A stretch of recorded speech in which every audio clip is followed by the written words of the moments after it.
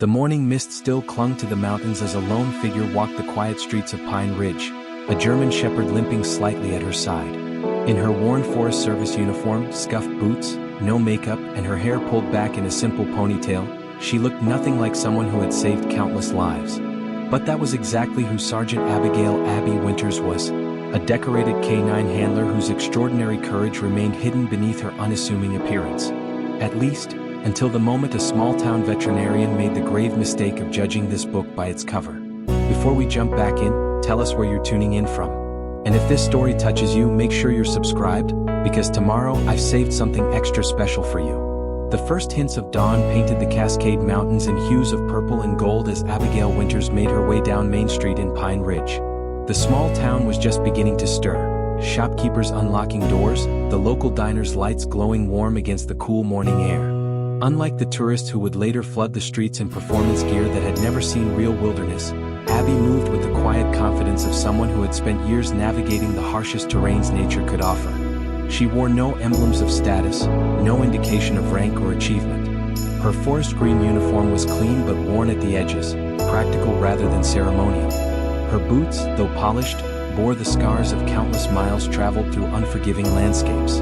To a casual observer, she was just another ranger from the nearby station, perhaps slightly more weathered than most, but otherwise unremarkable. That observer would have been profoundly mistaken, because walking beside Abby, matching her pace despite a noticeable limp in his right hind leg, was Atlas, a 7-year-old German shepherd whose alert eyes missed nothing. Together, they formed one of the most effective search and rescue teams in the Pacific Northwest, responsible for locating over 60 lost hikers and climbers in conditions that would defeat most humans and animals alike. But this morning, no one would recognize them. Because before Abby was a search and rescue specialist, a wilderness first responder, or a canine handler, she was simply a woman who believed in service without fanfare, and who loved her canine partner with a fierce, unwavering devotion that transcended professional duty. Slung across her shoulder was a well-worn canvas backpack containing Atlas's medical records, a water bottle, and a half-eaten protein bar from yesterday's 12-hour shift. Inside her pocket was a folded referral letter from Dr. Michaels at the ranger station, who had examined Atlas the previous evening. "Surgery is beyond my capabilities here," he had said, his weathered face lined with concern as he gently examined Atlas's leg. "The bone fragments need to be removed by a specialist. Dr. Caroline Bennett at Pine Ridge Veterinary Clinic is the best in 3 counties. She trained in orthopedics at Cornell."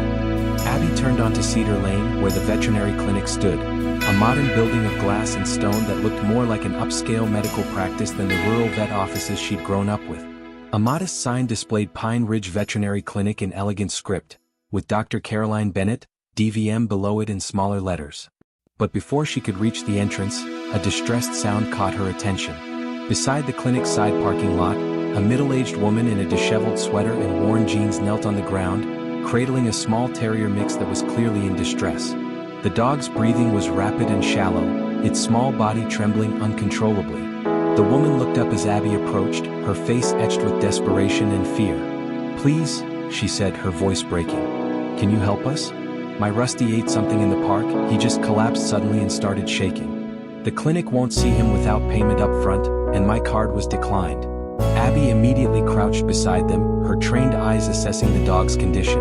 Rapid breathing, tremors, excessive drooling, all signs pointing to potential poisoning. Not uncommon with mushrooms that grew in the local parks after rainfall. "How long has he been like this?"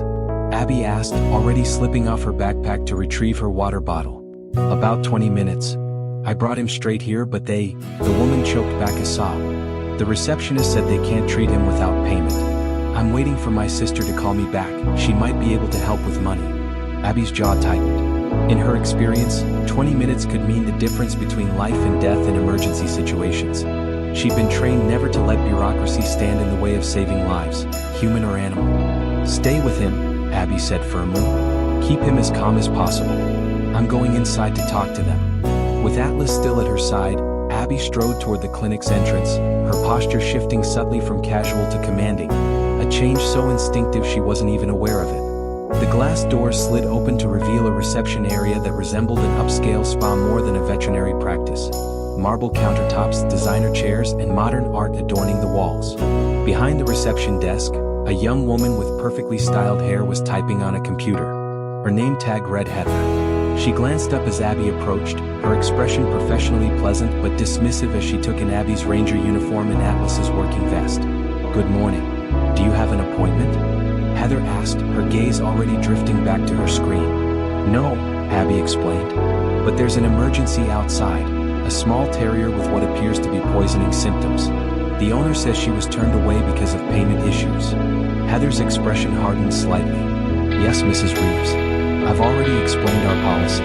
Dr. Bennett requires payment at time of service. We've had too many instances of unpaid bills. Once her family can provide payment information, we'll be happy to see Rusty." Abby felt a flicker of anger but kept her voice steady. "The dog may not have that kind of time. Isn't there some kind of emergency protocol?"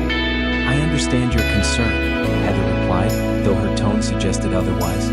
"But Dr. Bennett is very clear about this policy. Perhaps they could try the county animal hospital.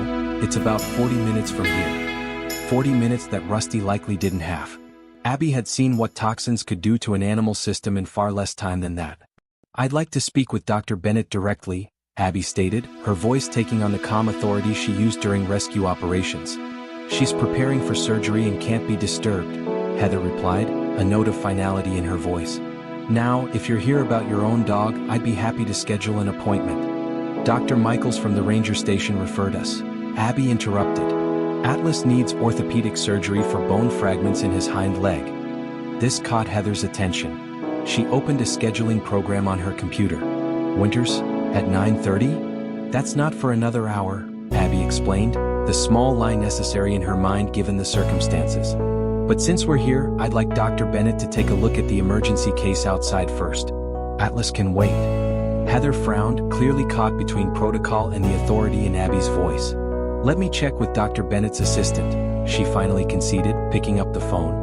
While Heather spoke in hushed tones, Abby glanced around the waiting room. Despite the early hour, several people already occupied the plush chairs, most with carriers or leashed pets beside them. A man in an expensive suit checked his watch impatiently while his Doberman sat perfectly still at his feet. An elderly woman gently stroked a Persian cat in a monogrammed carrier. Everyone looked comfortable in these surroundings. Everyone except Abby and Atlas. Heather replaced the phone and offered a tight smile.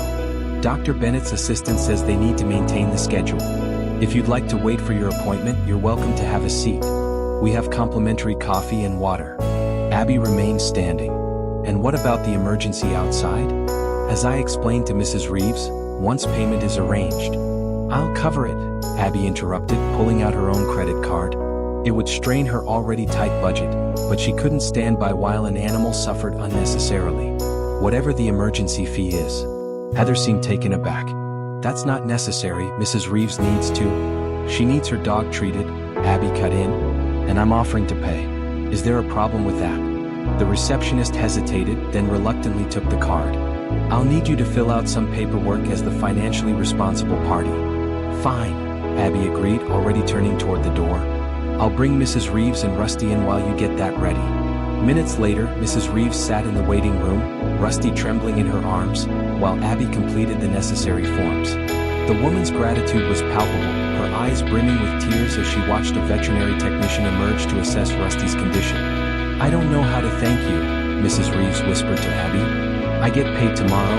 I can meet you somewhere to repay you." "Don't worry about that now," Abby assured her. "Just focus on Rusty." The technician quickly recognized the severity of Rusty's condition and rushed him to an examination room, with Mrs. Reeves following close behind. Abby returned to her seat beside Atlas, who rested his head on her knee, his intelligent eyes watching her face as if sensing her mixed emotions. "It's okay, boy," she murmured, scratching behind his ears. "We'll get you taken care of too." Nearly 40 minutes passed before a door opened and a tall woman in surgical scrubs emerged. Dr. Caroline Bennett had the confident bearing of someone accustomed to authority, her posture impeccable, her movements precise, her expression calmly professional. She conferred briefly with the technician before approaching the reception desk, where she reviewed several charts. Abby watched as Heather leaned forward and whispered something to Dr. Bennett, gesturing subtly toward where she sat with Atlas. The veterinarian glanced over, her gaze clinical and assessing as it moved from Abby to Atlas and back again. Without acknowledgement, she returned to her conversation with the receptionist. A few moments later, Mrs. Reeves emerged from the examination room, her expression transformed by relief. She immediately made her way to Abby. "They've stabilized him," she said, her voice thick with emotion. "It was some kind of mushroom toxin, just like you thought. Dr. Bennett says if we'd waited even another 20 minutes, she couldn't finish the sentence. They're keeping him for observation and treatment, but they expect him to recover fully." "That's wonderful news," Abby replied, genuinely relieved. "They told me you covered the emergency fee," Mrs. Reeves continued. "It was over $300. I promise I'll pay you back." "We can figure that out later," Abby assured her. "I'm just glad Rusty is getting the care he needs." As Mrs. Reeves left with the receptionist to complete discharge paperwork, a veterinary assistant appeared in the doorway. "Miss Winters? We're ready for Atlas now." Abby nodded, standing and patting her thigh as a signal for Atlas to follow. Despite his injured leg, he moved with the disciplined grace of a working dog, staying precisely at her left side as they followed the assistant down a hallway lined with examination rooms. They were led to a room at the end of the corridor, larger than the others and equipped with specialized orthopedic equipment. The assistant gestured for Abby to help Atlas onto the examination table. "Dr. Bennett will be with you shortly," she said before departing and closing the door behind her. Alone in the room, Abby gently ran her hands over Atlas's injured leg, feeling the slight swelling around the joint. "Almost there, partner," she murmured. "We'll get you fixed up and back to work in no time." Atlas licked her hand once, his warm brown eyes fixed on her face with complete trust. That trust was the cornerstone of their relationship, both professionally and personally. Through blizzards, forest fires, and treacherous mountain rescues, they had learned to rely on each other with absolute confidence. "Remember that climber on Mount Rainier last winter?" she said softly, maintaining the gentle banter she often used to keep Atlas calm during medical examinations. "The one everyone else had given up on? 7 days missing in sub-zero temperatures, and you still found him." She smiled at the memory. "Colonel Phillips said it was impossible. Showed him, didn't we?" The door opened, and Dr. Caroline Bennett entered, her attention on the tablet in her hands rather than on her patients. Without looking up, she began speaking. "I understand you're here about a leg injury," she said, her tone businesslike but not unfriendly. "The notes from Dr. Michaels indicate bone fragments in the right hind leg, presumably from some kind of trauma." "Yes," Abby replied. "We were involved in a rock slide during a rescue operation 3 weeks ago. Atlas got caught in it while locating a lost hiker."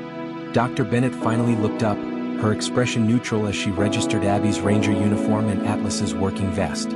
"I see. And the initial x-rays are?" "Dr. Michaels sent them electronically yesterday, along with a referral letter," Abby explained. "He said this is beyond what he can handle at the ranger station." Preparing and narrating this story took us a lot of time, so if you are enjoying it, subscribe to our channel. It means a lot to us. Now back to the story. Dr. Bennett set down her tablet and moved to examine Atlas, her hands professionally gentle as she palpated the injured leg. Atlas remained perfectly still, his training evident in his composure. "He's very well behaved for a pet," Dr. Bennett observed, reaching for an otoscope to check Atlas's ears and eyes. "He's not a pet," Abby corrected. Asterisk, he's a certified search and rescue dog with the Forest Service K9 unit. Asterisk. This information seemed to have little impact on Dr. Bennett, who continued her examination methodically. "The injury doesn't seem to be affecting his overall health, which is good. However, I'll need to take my own x-rays before determining the appropriate surgical approach." She stepped back, making notes on her tablet. "My receptionist will provide you with an estimate for the diagnostic work and potential surgery. Given the specialized nature of the procedure, you should be prepared for significant costs. Does the Forest Service cover these expenses, or will this be a personal payment?" The question carried an unmistakable undertone that set Abby's teeth on edge. Before she could respond, Dr. Bennett's tablet chimed with a notification. "Excuse me," the veterinarian said, frowning at the screen. "It seems Dr. Michaels finally sent over those records." She swiped through several images, her expression shifting subtly as she examined them. "These x-rays are quite comprehensive." He even included contrast imaging. "Dr. Michaels is very thorough," Abby noted. Asterisk, he's been caring for the K9 unit for years. Asterisk. Dr. Bennett continued reviewing the records, her frown deepening. "This is an unusual amount of detail for a referral," she murmured, almost to herself. When she looked up again, her gaze was sharper, more focused on Abby. "These records mention multiple prior injuries. A punctured lung 2 years ago, bite wounds from a mountain lion attack, hypothermia treatment. Her tone suggested skepticism. That seems excessive for a park ranger's companion. As I mentioned, Atlas is a search and rescue dog, Abby replied evenly. We operate in extreme conditions when necessary. I see, Dr. Bennett said, though her expression suggested otherwise. She turned her attention back to Atlas, running expert hands along his spine and checking the mobility of his uninjured limbs. Despite his history, his overall condition is excellent. You've clearly taken good care of him. There was a slight warming in her tone, the first sign of genuine approval since she'd entered the room. Abby felt some of her tension ease. Thank you. He's my partner in every sense of the word. Dr. Bennett nodded, her focus returning to the tablet as she swiped through more documents. Suddenly, she paused, her finger hovering over the screen. Wait, this can't be right. She scrolled back, reading more carefully. These service records indicate that you and Atlas were deployed to the Cascade Complex fires last summer. Yes, Abby confirmed. We were there for 6 weeks, primarily doing search operations for hikers trapped by the fire lines. Dr. Bennett's expression changed subtly, the professional distance giving way to something more engaged. The evacuation of Elk Ridge Valley, that was your unit? Atlas and I were part of that operation, yes. The veterinarian set down her tablet, her attention now fully on Abby rather than her notes. My parents live in Elk Ridge Valley. They refused to evacuate until the last minute. My father has emphysema, he can barely walk to the mailbox without his oxygen. When the evacuation order came, their car wouldn't start. Abby felt a chill of recognition. During large-scale operations like Elk Ridge, individual rescues blended together in memory, but some stood out. A couple in their 70s? She asked quietly. Blue house with white trim, about a mile from the community center? Dr. Bennett's eyes widened. Yes. How did you? Your father insisted on bringing his oxygen concentrator, even though it weighed almost 40 pounds, Abby continued, the memory crystallizing. And your mother wouldn't leave without her ginger cat, but it had hidden somewhere in the house. Marmalade, Dr. Bennett whispered. They said a female ranger and her dog found the cat hiding in the ventilation duct. Abby nodded. Atlas tracked his scent. We were running out of time. The fire was less than 2 miles away and moving fast with the wind shift. Dr. Bennett stared at Abby, seeing her truly for the first time. Asterisk, you carried my father's oxygen equipment a half mile to the evacuation point in 100-degree heat with ash falling like snow.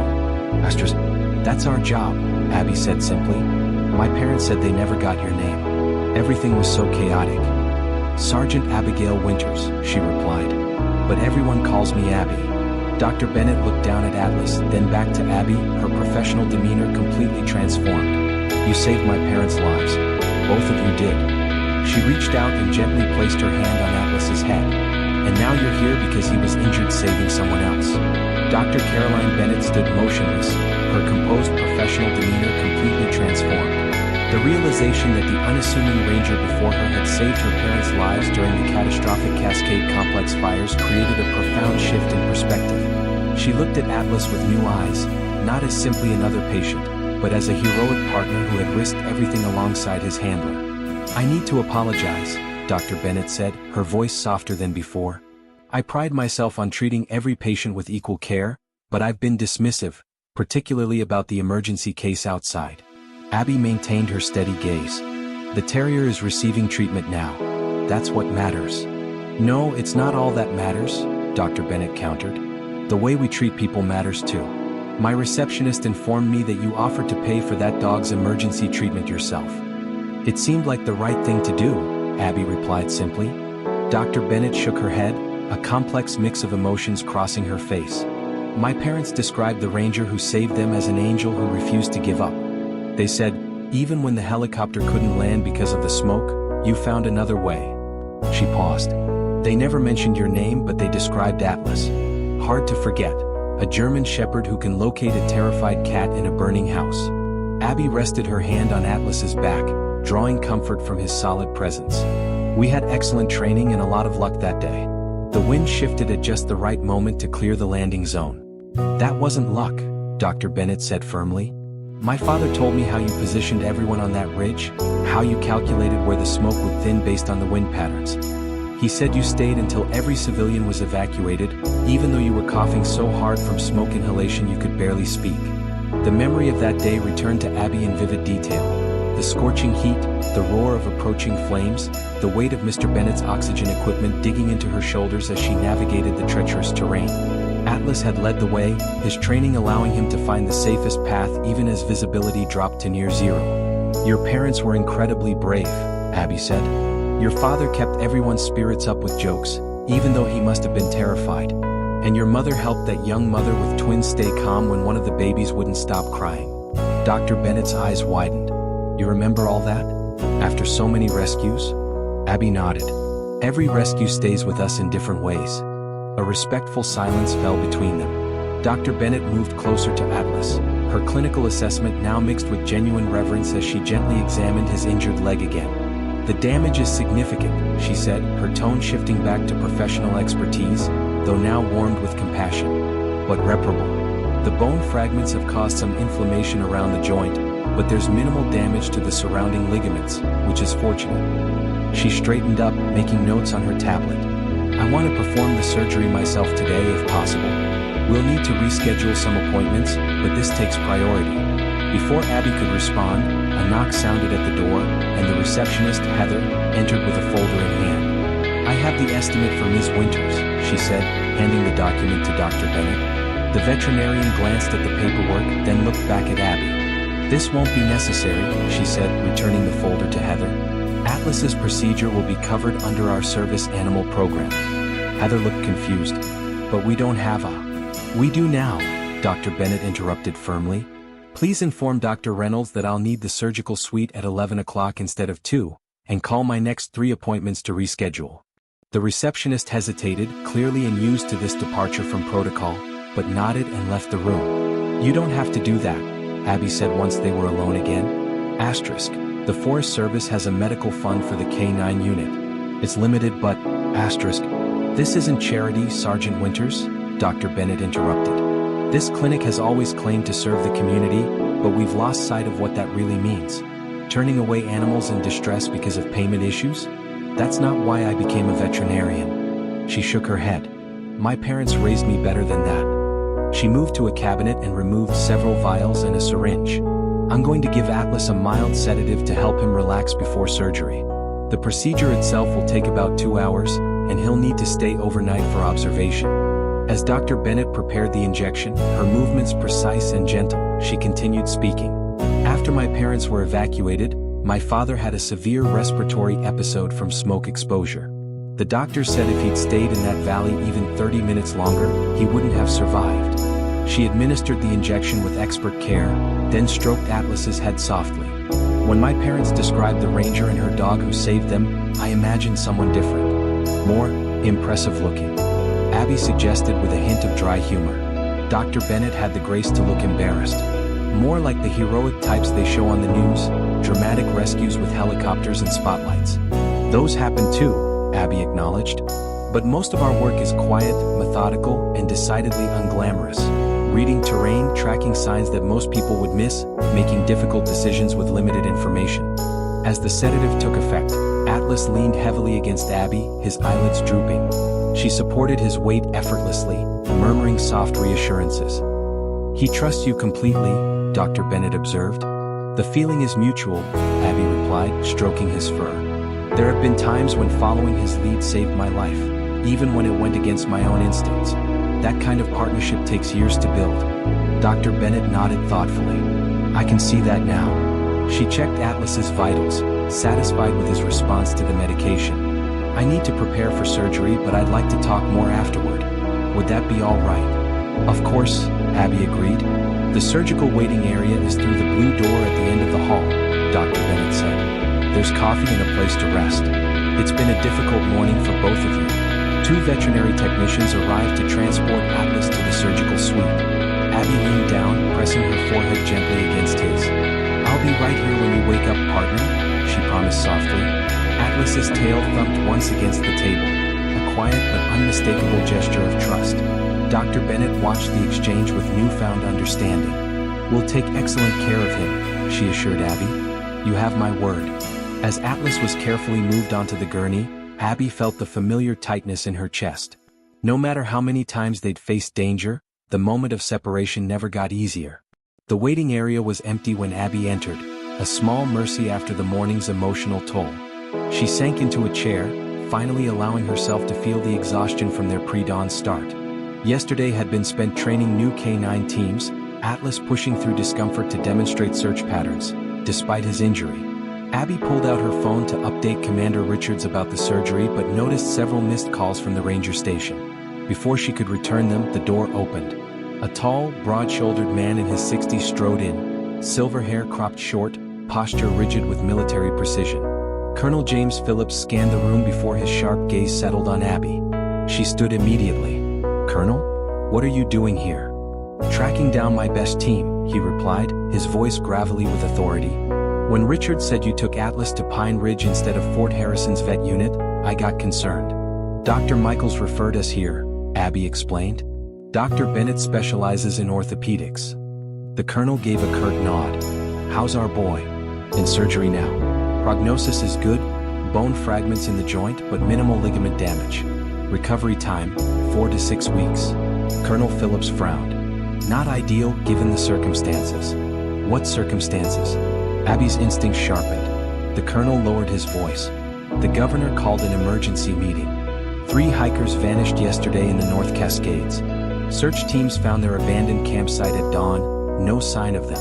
Abby felt the familiar adrenaline surge. Bear activity? Possible. But there's another factor. His tone darkened. "One of them is Senator Morrison's daughter." The implications hit Abby instantly. Senator Morrison chaired the committee overseeing wilderness management and search and rescue funding. His influence stretched to federal appropriations, including Forest Service budgets. "Other teams are already deployed?" she asked, shifting into mission mode despite her worry for Atlas. "Richards dispatched them at first light, but they're struggling. Heavy rain washed away most tracks." He fixed her with a weighted look. "You know what that means." She did. When visual evidence vanished, scent tracking became critical, and no K-9 team matched Atlas's skill in compromised conditions. "Sir, Atlas is in surgery," Abby said firmly. "Even if everything goes perfectly, he won't be field ready for a month." "I understand," the colonel replied. Asterisk, "but given the stakes, I need my best handler on site, even without her K-9 partner. Your terrain assessment and tracking expertise are unmatched, Winters." Asterisk. Before Abby could respond, Dr. Bennett entered, still in surgical scrubs. Her expression was serious but not grim, a cautiously optimistic look Abby recognized from medics. "Surgery's underway," Dr. Bennett announced. "We've removed 2 bone fragments. Less inflammation than expected." She paused, noticing the colonel. "I didn't realize you had company." "Dr. Bennett, this is Colonel James Phillips, commander of the Regional Search and Rescue Division," Abby introduced. Recognition flickered in Dr. Bennett's eyes. "Colonel Phillips. My parents mentioned you. You coordinated the Elk Ridge evacuation." The colonel's stern demeanor softened slightly. "Bennett, Robert and Martha. The couple with the cat." "Yes, sir. They're my parents. Remarkable people. Your father kept the evacuation group laughing despite the circumstances." A rare smile touched his lips. "And your mother's cat was the most elusive feline I've encountered in 40 years of service." Dr. Bennett smiled. Marmalade has always had a talent for hiding at the worst possible moments. The brief lightness faded as Colonel Phillips turned back to Abby. "Dr. Bennett, how long until surgery's done?" "Another hour. Then several more in recovery before he's conscious enough to transport." "And when could he return to modified duty?" Dr. Bennett frowned. "Modified duty? Colonel, this is major orthopedic surgery. Atlas needs complete rest for 2 weeks, then gradual rehab." "Understood," the colonel replied, respectful but insistent. "But we're facing an emergency. Lives are at stake." He glanced at Abby. "I wouldn't ask if there were alternatives." Abby's chest tightened, her duty to the missing hikers clashing with her loyalty to Atlas. "What exactly are you asking?" Dr. Bennett pressed. "I need Sergeant Winters on site at the North Cascades ASAP," Colonel Phillips said. "And I need to know if Atlas could provide limited support, not physical tracking but sent ID from base camp." Dr. Bennett considered it. Asterisk, medically he needs 24 hours post-op observation. After that, assuming no complications, he might handle controlled transport. Extremely limited activity after 72 hours. Nothing strenuous. Asterisk. Colonel Phillips nodded. That gives us parameters. The helicopter's waiting at the airfield. We can have you on site within the hour while Atlas recovers here under Dr. Bennett's care. Leaving Atlas during recovery went against every instinct. They'd never been separated during medical crises. Not when Abby was injured 2 years ago, not when Atlas punctured a lung in a ravine fall. Their bond wasn't just handler and dog, it was absolute mutual trust. He won't understand why I'm not there when he wakes up, Abby said quietly. Dr. Bennett stepped forward. A suggestion: record a message for him, something with your voice and send. Studies show it reduces post-op stress in working dogs separated from handlers. It wasn't perfect, but it was a compromise. Abby thought of the missing hikers. Every hour mattered. I'll need 30 minutes to record something for Atlas and grab my field gear, she decided. And I want hourly updates on his condition. Done, Colonel Phillips agreed. Richards will arrange video calls when possible. Dr. Bennett added, I'll oversee his care personally. If anything changes, I'll contact you immediately. The decision made, Abby felt the shift. Personal concerns receding, mission focus taking over. One more thing, Dr. Bennett said, pulling a small object from her pocket.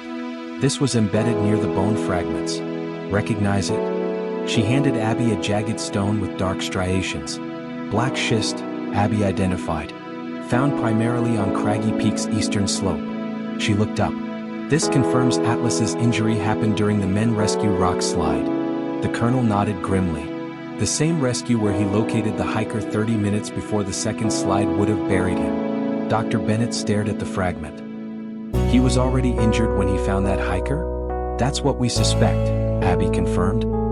He showed no distress until after we returned to base. Dr. Michaels thinks he was running on pure adrenaline. He kept working despite the trauma, Colonel Phillips added. Dr. Bennett carefully took the rock back. I'll document this in his records. Her voice softened. The more I learn about your work, the more extraordinary it seems. Not to us, Abby replied. It's just the job we signed up for. As they prepared to leave, Mrs. Reeves approached from the reception area, eyes red but relieved. Sergeant Winters, she called. Dr. Bennett said Rusty stabilized. She told me you're the one I should thank, not just for paying, but for insisting he got treated. Anyone would have done the same, Abby deflected. No, Mrs. Reeves said firmly. They wouldn't. Believe me, I asked several people before you arrived. She pressed a worn business card into Abby's hand. I clean houses. Let me repay you. Before Abby could decline, Colonel Phillips smoothly intervened. Mrs. Reeves, I'm Colonel Phillips. Sergeant Winters is being deployed, but I'm sure she'd appreciate your services once she returns. Perhaps coordinate with Dr. Bennett?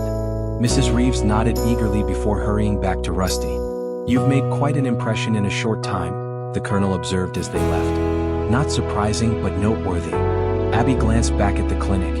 It started with a misjudgment. Dr. Bennett saw a disheveled ranger and an injured dog, not a search and rescue team. People see what they expect to see, the colonel replied. It's the exceptional ones who learn to look deeper. He checked his watch. 30 minutes. Record your message for Atlas, grab your gear. I'll meet you at the airfield. As Abby walked to her vehicle, the weight of dual responsibility settled on her shoulders, to her partner in surgery, and to the missing hikers whose lives might depend on her next move. The path ahead would demand every ounce of her skill and experience, made infinitely harder by Atlas's absence. But if their years of service had taught her anything, it was this. The most crucial element in any rescue wasn't technical expertise or brute strength. It was heart. The relentless will to find the lost, protect the vulnerable, and never surrender until the mission was complete. The military helicopter carved through the morning sky, its thunderous rotors drowning out Abby's thoughts as Pine Ridge dwindled below. In 20 years of service, she'd never been deployed without Atlas at her side. The absence of his steady weight against her leg left a void, both physical and emotional. Across from her, Colonel Phillips studied topographical maps on his tablet, coordinating with ground teams via radio. A former K-9 handler himself, he recognized the bond between Abby and Atlas better than most. Richards reports base camp is established at the eastern trailhead, he called over the rotor noise. The hiker's vehicle was found in overnight parking. Trail register shows they planned a 3-day loop through Cascade Valley.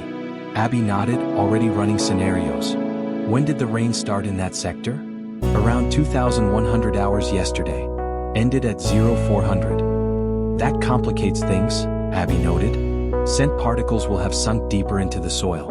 The dogs will need to work closer to the ground. Slows progress significantly. Phillips handed her a tablet displaying 3 photos. Melissa Morrison, 22, Senator Morrison's daughter. Pre-med student. Ryan Teller, 23, her boyfriend. Geology major. Kai Jiang, 22, Melissa's roommate. Environmental science student. All wore high-quality outdoor gear, their builds athletic. Experienced hikers, Abby assessed. Not novices who'd wandered unprepared into danger. Any medical conditions? None reported. All 3 have wilderness first aid certs, left a detailed itinerary with park rangers. This shifted things.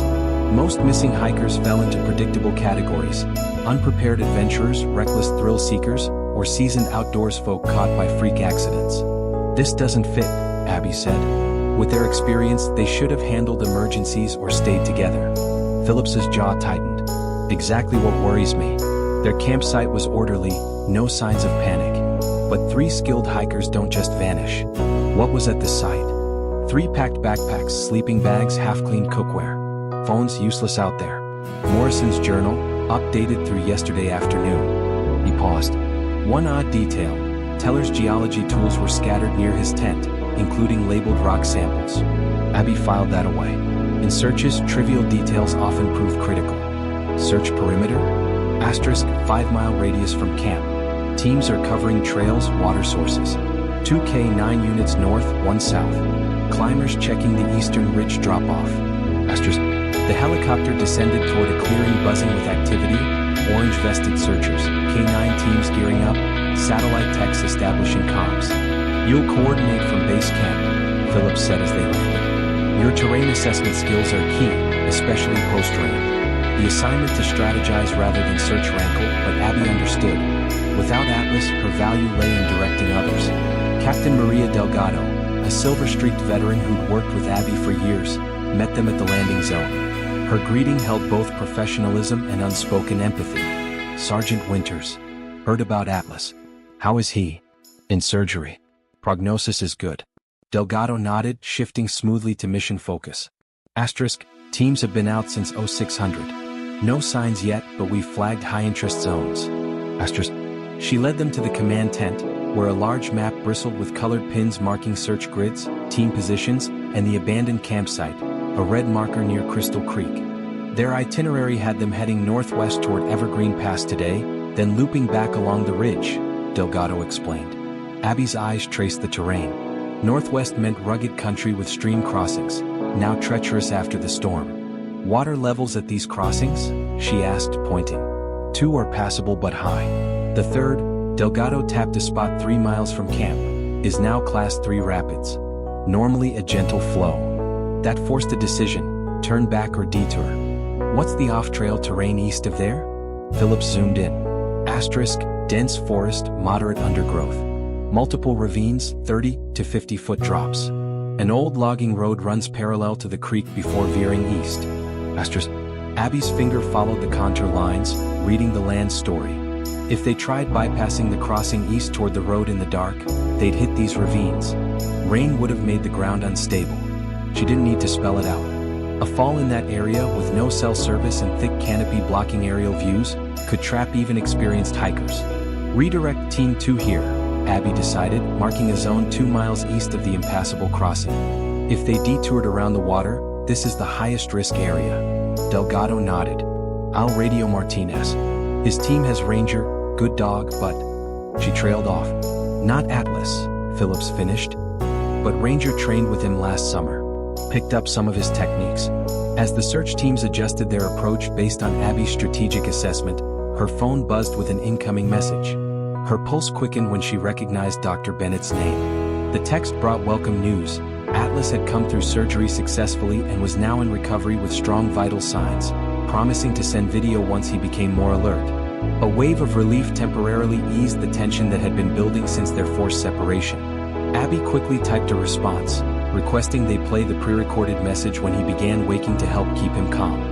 Before leaving Pine Ridge, she had prepared the 2-minute audio using the same steady, reassuring tone from their most challenging missions, embedding specific commands easy, stay, and wait, that formed part of their working language and would provide familiar structure during his anesthesia recovery. Captain Delgado noticed Abby checking her phone. "Good news about Atlas?" she inquired. Abby confirmed the successful procedure. "He's a fighter," Delgado said with conviction, recalling how they'd located lost climbers on Mount Baker during a brutal blizzard 3 years prior, near zero visibility, deadly temperatures, and treacherous ice conditions that had already claimed one life before their arrival. The memory brought a faint smile to Abby's face as she remembered how Atlas had tracked scent particles carried on swirling winds to find the hypothermic victims with less than an hour to spare. "If any dog can bounce back from surgery, it's Atlas," Delgado added. "Team 2 is moving to the new search area," Colonel Phillips announced, returning from the communication station. "ETA 20 minutes. Team 3 reports completing their sweep of the southern trail with no signs of the missing hikers." Abby refocused on the terrain map, calculating optimal search patterns. She recommended Team 2 implement a modified grid approach once they reached the ravine area, with the K9 taking point at each potential access route to the lower ground. Indicating several natural pathways where loose soil on steep grades would be particularly hazardous after rainfall, she explained these were the most likely route someone would take when navigating poor conditions. The search coordinators nodded, understanding Abby's legendary ability to read terrain and predict human behavior in wilderness settings, a skill that went beyond technical knowledge to an intuitive grasp of how people responded to environmental challenges under stress. "There's something else we should consider," Abby added, pointing to the notation about scattered geology equipment at the campsite. "Ryan Teller is a geology student. Those labeled rock samples suggest fieldwork during their hike." When Captain Delgado asked how this factored into the search, Abby theorized it might explain why experienced hikers with proper equipment had left their campsite. If Teller had discovered something geologically interesting, he might have convinced the others to investigate despite the weather. Colonel Phillips considered this, noting it would explain the undisturbed campsite, not an emergency departure but a planned excursion they expected to return from. Abby confirmed, suggesting they expand their search beyond obvious routes to include off-trail geological features that might attract a student's attention. Consulting a geological survey overlay, Abby identified possible exposed metamorphic rock layers about a mile east of camp. If Teller had noticed corresponding evidence in samples collected earlier, he might have been eager to investigate despite deteriorating conditions. This insight significantly shifted search parameters, prompting Captain Delgado to immediately redirect Team 3 while Abby continued analyzing potential scenarios. Throughout the afternoon, Abby coordinated operations from command while receiving hourly updates on Atlas's steady recovery. The first video arrived by late afternoon, showing him groggy but responsive in his kennel, his ears perking at her recorded commands. The sight brought a lump to her throat. Even sedated and disoriented, Atlas responded to their bond, his training so deeply ingrained it transcended physical discomfort. Dr. Bennett narrated his excellent progress. Strong vitals, clean surgical site with no excessive swelling, and full functionality expected post-recovery thanks to his exceptional pre-injury conditioning. The veterinarian's careful, respectful handling reinforced Abby's growing appreciation for the professional who had initially misjudged them. "Winters," Colonel Phillips called abruptly. Team 2's found something. At the communication station, Martinez reported locating a recent rock slide near the ravine. Ranger showed interest but hadn't given a full alert. Abby requested specifics. A moderate debris field from a 60-foot cliff face, no visual confirmation but possible human scent present. She advised repositioning downwind to improve scent detection in the damp conditions. When Phillips questioned if victims might be buried, Abby noted Ranger's behavior suggested something more complex. A full alert would be stronger if they were directly beneath debris. Studying the map, Abby connected the slide location to the geological formation she'd identified earlier. If Teller had led them there when part of the cliff face collapsed, they could be injured nearby or trapped within the debris field. Shortly after, Martinez reported Ranger tracking toward a possible cave entrance, a development aligning with Abby's assessment that they might have sought shelter after witnessing the slide. "Proceed with caution," Colonel Phillips instructed. "That whole area could be unstable after the rainfall and recent slide. We're dispatching Team 3 as backup." 4:30 tense minutes, the command center monitored Martinez's progress along a narrow game trail skirting the slide debris. When they finally reached a partially obscured cave entrance, Ranger gave his full alert, a definitive signal that brought cautious optimism. The narrow limestone opening, possibly exposed by the rock slide, matched geological features Abby had identified earlier. As extraction teams prepared, Dr. Bennett texted about Atlas's increasing restlessness despite sedation, his working instincts overriding recovery protocols. Abby immediately recognized this mirrored behavior from past medical situations. Their bond meant he sensed her absence as acutely as she felt his. She requested a video call to provide real-time commands that might calm him better than recordings. When the call connected, seeing Atlas's alert response to her voice, his tail thumping weakly at her downstay command demonstrated their unbreakable connection. Dr. Bennett marveled at how quickly his vitals stabilized upon hearing Abby, prompting discussion about incorporating their command language into his treatment plan. Their conversation was interrupted by Martinez's triumphant report of voice contact with the missing hikers, alive but trapped by a secondary collapse. The hikers' account confirmed Abby's theory about their geological detour and subsequent entrapment. As extraction commenced through an alternate cave passage, Dr. Bennett called again with concerning news. Atlas's unusual fixation on the clinic door suggested he might be sent linking to their operation. Reviewing records revealed a geology TA had visited earlier after collecting samples near their search area, a potential connection that could prove critical to understanding the hiker's disappearance. The geology student's fingers flew across his laptop keyboard with urgent energy, pulling up folders of photographic evidence and geological data. "Sergeant Winters," he said, his voice tight with barely contained intensity, "thank you for saving us, but you need to see this." High-resolution images of rock formations and soil samples filled the screen, each tagged with precise GPS coordinates. 3 weeks ago during my senior research, I found something disturbing on Craggy Peak's eastern slope instability patterns that directly contradict the official geological surveys. With a click, he brought up a side-by-side comparison chart. "These are my core samples versus Dr. Harmon's published safety reports. The mineral compositions are statistically impossible to match if they're from the same location." Abby studied the technical data, the glaring discrepancies obvious even to her non-expert eye. "You're saying Harmon falsified his findings?" "I'm proving it," Teller corrected sharply. "When I submitted my report through official channels, it got buried.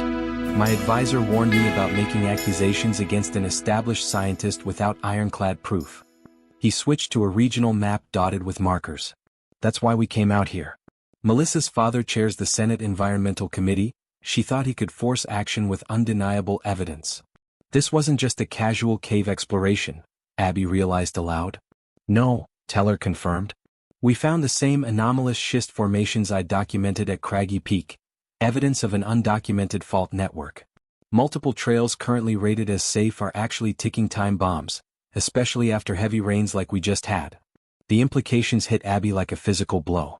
Harmon's fraudulent reports had already caused Atlas's injury during the men rescue operation. Left unchecked, they could lead to countless preventable deaths. "We need to alert authorities immediately," she declared, "and close those trails until proper assessments can be done." Her satellite phone interrupted with Dr. Bennett's caller ID. "Sergeant Winters." The vet's controlled voice held underlying tension. "Dr. Harmon just showed up asking to discuss search and rescue operations. He mentioned you and Atlas specifically. Is he still there?" Abby's grip tightened on the phone. "Yes, I'm stalling him under pretext of a procedure. He's waiting in my office." "Don't engage him," Abby ordered, "and keep him away from Atlas. We have reason to believe he's involved in falsifying geological reports that endangered lives, including during Atlas's injury." "Understood." Dr. Bennett's professional calm didn't waver. "How would you like me to proceed?" "By time. Authorities are being notified." After briefing Colonel Phillips, Abby was airborne within minutes, the helicopter banking toward Pine Ridge.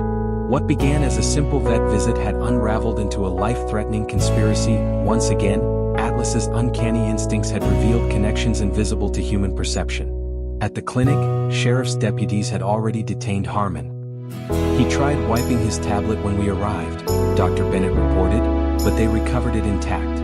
She guided Abby toward recovery, explaining Atlas's dramatic behavioral shift when Harmon arrived from postoperative grogginess to intense focused alerting that overrode his physical limitations. In the recovery room, Atlas lifted his head eagerly at Abby's approach, his tail thumping a controlled rhythm against the bedding joy restrained by discipline even in reunion. "Hey partner," Abby murmured, kneeling to offer her scent. "Outstanding work today." Atlas leaned into her touch with a soft whine that conveyed both relief and vindication. Dr. Bennett observed this exchange with professional awe. 20 years in veterinary medicine, and I've never seen a postoperative patient detect threats like this. It challenges everything we know about canine cognition. It's not just training, Abby explained, maintaining physical contact. Protecting people isn't Atlas's job, it's his purpose. He doesn't compartmentalize like we do. Dr. Bennett nodded thoughtfully. This changes how we approach his recovery.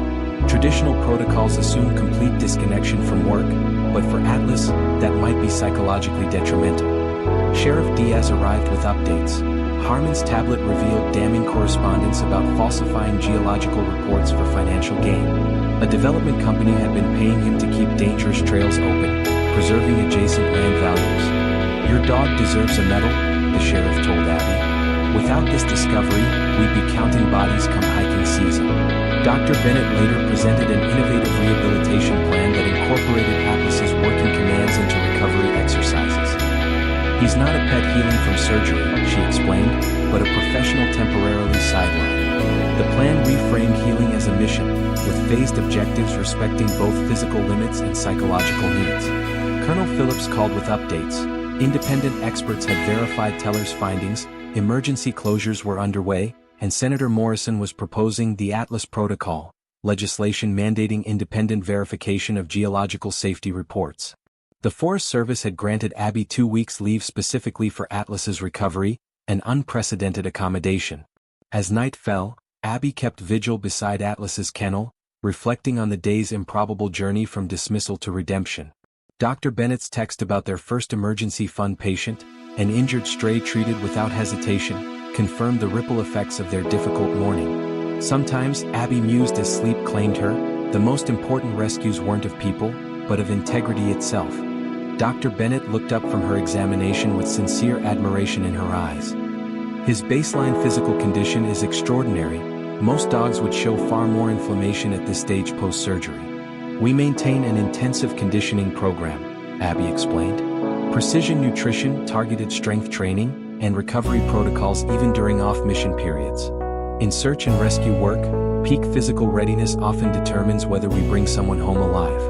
The veterinarian nodded thoughtfully. That foundation gives him a distinct recovery advantage. Based on these readings, we can safely implement the accelerated rehabilitation plan we discussed.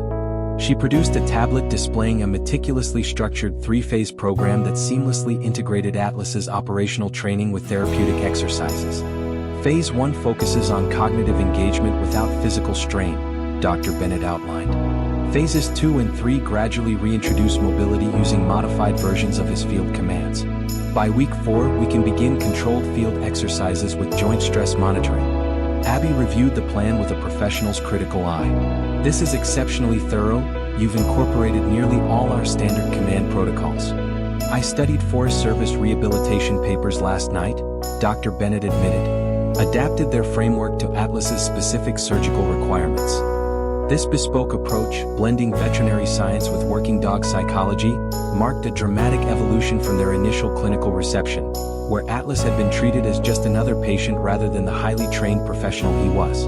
Discharge timeline? Abby inquired. Assuming blood work confirms these clinical markers this afternoon, Dr. Bennett confirmed. We'll review Phase 1 exercises before you leave and schedule tri-weekly follow-ups.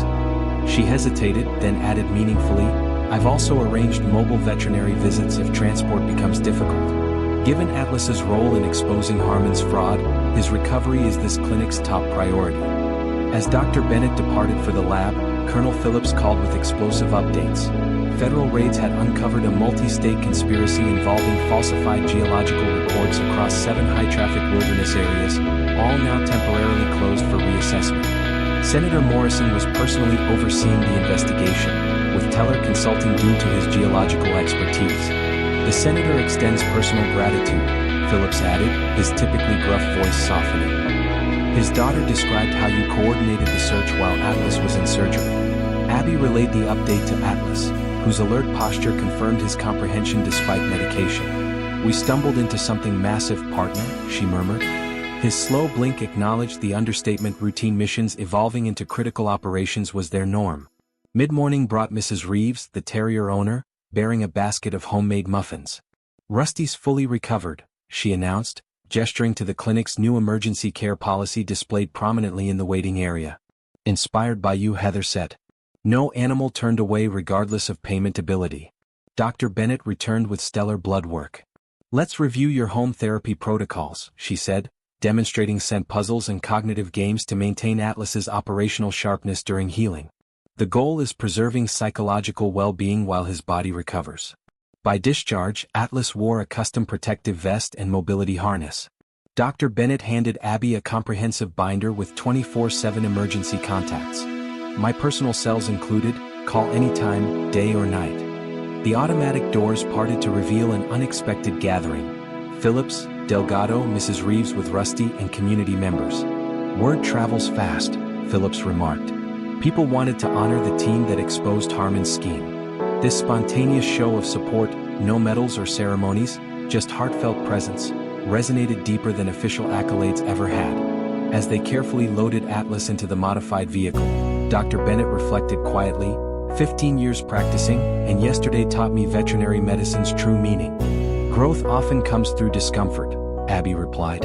The sentiment carried them home to their wilderness cabin, its every feature designed for their partnership, where Atlas settled onto his orthopedic platform with a contented sigh. Home base established, Abby declared. Phase 1 protocols initiated. That evening, Dr. Bennett texted, * used our new emergency fund today, saved a critically injured stray. Your difficult visit yesterday is already saving lives. Abby shared the message with Atlas, whose focused gaze confirmed his understanding. Ripples in the pond, partner, she mused. Next morning, Colonel Phillips arrived with approved training treats and seismic updates.